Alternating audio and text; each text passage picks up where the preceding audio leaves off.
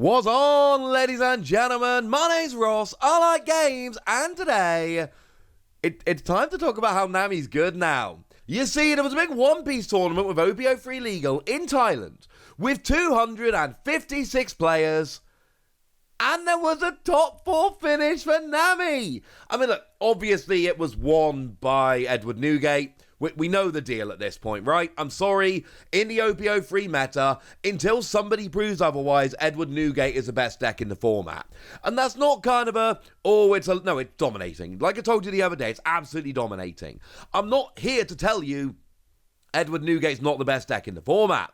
It was 20% of the decks in this tournament. I'm sorry, it just was. In the top 16, it was by far the most represented deck, and it won the whole thing. We know that Edward Newgate is the best deck. That is not a controversial statement. What's important and interesting for me today, though, is that Nami is totally a legit deck, and that makes me very, very, very, very happy indeed. I am a very happy Wassy. So, let's have a look at Nami and what she does. Oh, I should say massive, massive shout out to Turbo on Board over on Facebook, who did share the deck list so that we can all enjoy and have a look at it. Those dudes are awesome. Do go check them out over on Facebook. So, starting off then, we have obviously got the Nami leader. And what's important here is the additional rule: when your deck reaches 0 cards, you win the match instead of losing it. So your goal here is really simple. You are decking yourself out. You are drawing cards. You are trashing cards from your deck. You are doing everything to get cards out of your deck. Whether they go into your trash or your hand doesn't matter. Your goal is to remove cards from your deck. When they run out, you win the game. There is also Don X1. When your opponent takes damage to their life through the attack of his leader, you may trash 1 card from the top of your deck. But we have other characters that can trash more cards when you take their life, and honestly there's only 5 life generally available to take. So here it is in your interest to actually take life with other characters rather than with your leader, because you're going to be getting more benefit out of doing so, as weird as that might sound. Like, obviously sometimes you will just win the game by attacking, although the deck is not really built for that, but generally speaking, if you're going to be trying to get off a big attack to go and take a life, you want to be milling more than 1 card. Nami's generally here for the extra rule. Now, moving into characters, there are generally fewer than you would expect. There are not as many characters we'd usually see. But we have a playset of Kaya. It's counter plus 2000. Obviously, while you're milling, you need to stay alive. So counter plus 2000, a good thing. And on play, draw 2 cards, trash 2 cards from your hand. What's important here? There are 2 fewer cards in your deck than there were when you started. This is a very, very good thing. We then have 3 copies of the Najiko here. 2 cost. If your leader is Nami, return one of your opponent's characters of a cost of 5 or less to its owner's hand. What are you doing here? You are getting one of their characters off the board. Because I've said there are going to be some characters we're going to get to in a minute that mill a lot of cards when you attack. And you want to be attacking with them, and they're the ones you want to get attacks through with. And your opponent knows this, and they are going to try and block you. This gets a blocker off the board. Like, there's other things you can do with this, don't get me wrong, but one of the reasons you're going to be doing this is to get a blocker off the board. That is honestly pretty gosh darned important. We do have just a single copy coming in here, a nice little singlet, if you will, of Mr. 1 Daz Bones. 1 cost, 1000 power, but on play, you add a blue event card of a cost of 1 from your trash to your hand. And we're not there yet, but let me ruin the surprise for you. We have a bunch of 1 cost events. There are 4 different 1 cost events we're playing as 4 ofs here. That gives you 16 targets. That makes this a pretty good card. Only you play it as a 1 off because you don't need it too much. Now, one that might initially look confusing, we've got an entire playset here of Moji. It's a vanilla 1 cost 3000 power counter plus 1000. And on the one hand, sure, it gives you something to attack with because there's only 1 card here we're really looking to attack with. But there's another reason to play this, because if we move on from 1 cost characters to 2 cost characters, we can see that we've actually got a full playset coming in here of Kabaji. 2 cost 3,000 power. On play, if you have Moji in play, draw 2 cards, trash a card from your hand. So, you don't really want Moji, that's not the point. The point is a combo with Kabaji here, whereby when you play it, you draw 2 cards, which is 4% of your deck, and obviously 4% from your starting deck, a lot more by the time you've drawn a bunch of cards. And like I say, it doesn't matter whether you draw the cards or trash them from your deck, you just need to get them out of your deck, and this helps very nicely indeed. And the final character here is your big one. This is your attacker. It's Zeph. Zeph is the one with which you want to be attacking. 5 cost 6,000 power, Don X1. When this character deals damage to your opponent's life, you may trash 7 cards from the top of your deck. And you can attack with the others, and like I say, Moji actually becomes a decent attacker. You got to whack a few Don on there, but it works. But this is your attacker. This is why you want to be getting rid of your opponent's blockers. This is why you don't want to be attacking with Nami if you're only going to be getting one big attack through. Because when you get an attack through with Zeph, you take 7 cards from the top of your deck. That is 14% of your starting deck. That is huge. Your goal most turns is to try and get one big attack through with Zeph. And you'll be drawing cards and using all your events. We'll get to those in a second. But what you really want every turn is one big attack bursting through with Zeph. And this will be a case where there will be turns where you just pile like 5 or 6 Don on here. Make sure your opponent's got no blockers and make it so they just can't counter enough. That is going to be your goal on a lot of turns. And your opponent is going to know this, and that's where it gets kind of fun and a nice back and forth. But I promised you a bunch of events, and there are a bunch of events here.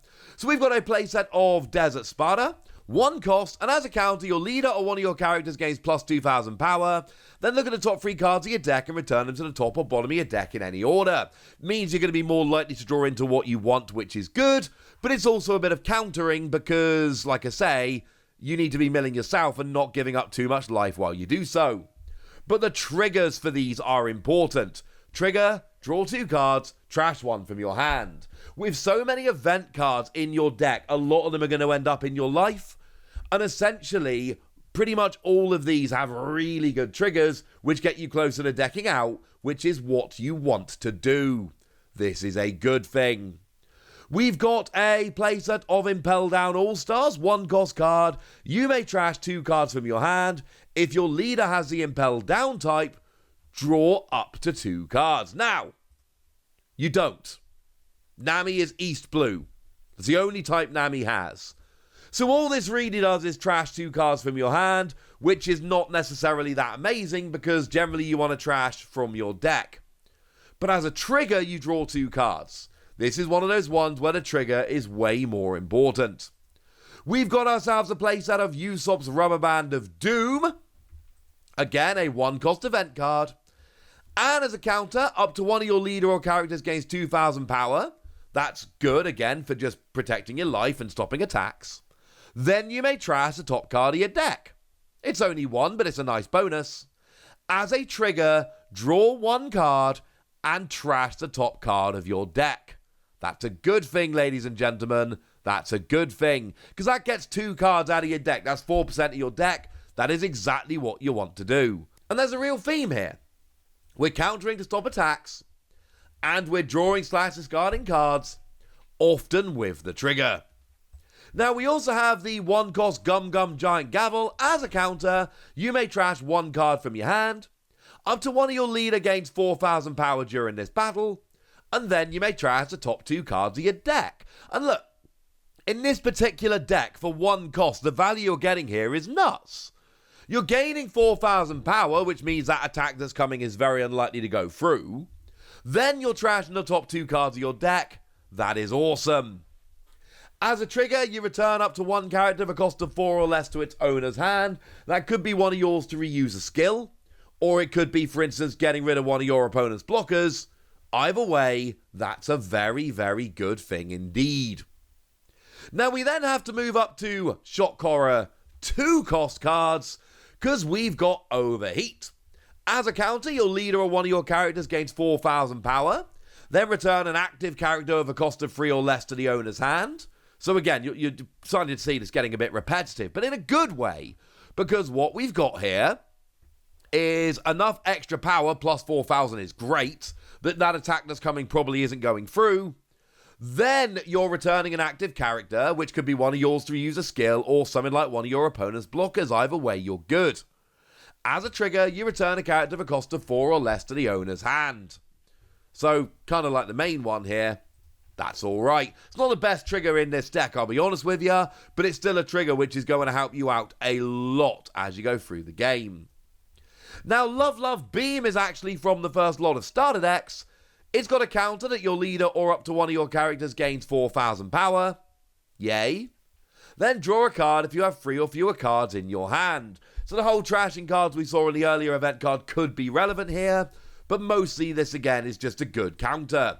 You're not playing any blockers in this deck. You might have noticed that. There are no blockers. It's one of the very few decks we've ever shown that has no blockers in. But you still need to survive long enough to mill yourself. But what we've got here is a lot of event cards. You're going to have event card after event card after event card with the constant plus 4,000 counter, because there are a bunch we're using here. That is what's going to keep you alive long enough to enable you to mill. Now, moving up to free cost cards, we've got ourselves Deathwink. Your leader or up to one of your characters gains 6,000 power, which is ridiculous. And then draw cards until you have 2 cards in your hand, so hopefully you got a low hand size when you play it. But remember, you're in charge of when you play it, so you can try and make sure that happens. As a trigger, you return up to 1 character of a cost of 7 or less to the owner's hand. And again, that could be one of yours, or it could be getting rid of something like a blocker. Either way, that's good. And then we finish off with Sanji's Pilaf. Draws 2 cards. As a trigger, draws 2 cards. But that's 4% of your deck, and like I've said, whether you're drawing or trashing doesn't really matter. You want to get cards out of your deck. That's what you're doing. This is good, ladies and gentlemen. This is good. Nami is probably going to get better in the future. We hope. They hope there's going to be more cards. For now, no, it's not on the same level as Edward Newgate. Although, to be fair, there's no way you get to top 4 without beating a few Edward Newgate along the way, let's be clear. But Edward Newgate was still the dominant deck. It was still the winner. But Nami is legit, and I am so happy about that. I want to play this deck. But now, ladies and gentlemen, it's over to you guys. Do you want to play this deck? How good do you think this deck is? How much potential do you think it has? Let me know in the comment section. Go nuts! Be nice. And then make sure you like this video, subscribe to this channel, follow me on Twitter at TheWasi. That's where we talk One Piece and a bunch of other card games. And please do consider checking out patreon.com/PTCG Radio, where you can support the channel, get some bonus podcasts, join a Discord, all kinds of fun things. But by far the most important thing is always, look after yourselves till next time, would ya? Thank you very much for watching. My name's Ross, and you've been watching Wasi Plays.